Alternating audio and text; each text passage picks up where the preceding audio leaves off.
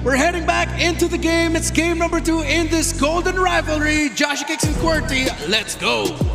Pero alam din naman niya kasi na si Keller yung nandun. Pero ang agang dragon na wala kay Sanford. Dahil sinisibol na rin kasi yung pagong for Team Liquid Philippines. Retry para kay Carl.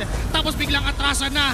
Wala silang aabutan pero mukhang meron pala dahil nandyan pa rin naman ang Onyx at si Carl TZ pa ang makukuha nilang kapalit. Napakagandang chase down from Onyx Philippines. Pumunta pa si Kelman doon sa kanyang SOT at si King Kong ay kamuntik-muntikan pa. Pero mukhang may ipit yung dalawang sumugod at si Sanford ay tutumba. Ngayon si Sanji pwedeng isunod. Low na rin ang HP. Pero dahil sa nakuha ng Onyx, sila pa yung nakalamang doon sa teamfight. Ganda na. Pero ano pa marami pang ginagawang Dragon na. objective team fights ang Team Liquid. Look at Sanford.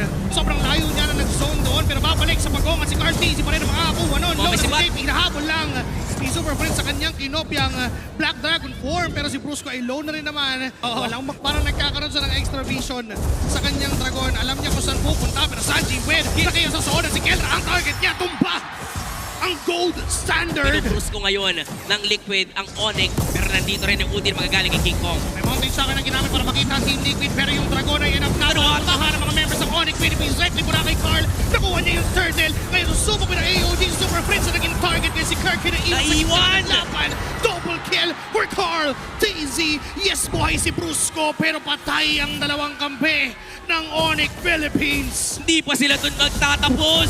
Tatahiin pa ni Carl TZ yung mismong laban na to. Pero nandiyan si Brusco kaso lang hindi enough.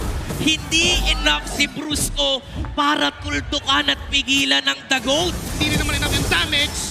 Dito, kaso nga lang inabangan doon sa tumamang SOD. Isang paghabol. At Wait may lang, conceal play mula sa Onyx kasi saan mo nang gusto nila na putol na yung Dragon 4 pero makakatakas pa rin naman by play in a Dragon Tail combo. Revitalize! Tapos biglang dumating ang tropa ng Team Liquid Philippines. Not the Dragon!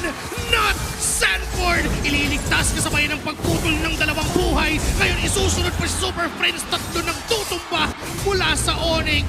At mukhang libre na naman ang objective for Team Liquid Philippines. Nila yung na dahil may outer turret pa pero mukhang nagpalit ng plano. Sa baba na lang daw tayo dahil si Carl ay nandun na. Sumubok na ng damage pero tinawag na muli ang Dragon at nandun pa yung ngayong offended.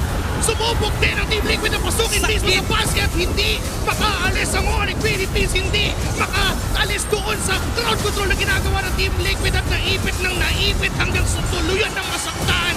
And Super Friends na lang ang nag-iisang dedepensa. Ngayon ang TL ay isang laban na lang ang kailangan.